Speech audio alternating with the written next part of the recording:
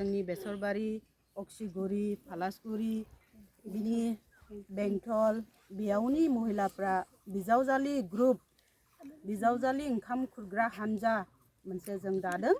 दा जोंनि न'खरखौ जोङो फोथांलांनो बा जोंनि समाजखौ जों एसे नायलांनो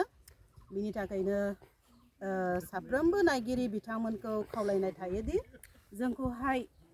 जेब्लानो सोरनिबा हाबा जायो बा माबा मोनसे मिटिं कनफारेन्स आरो बेबायदिनो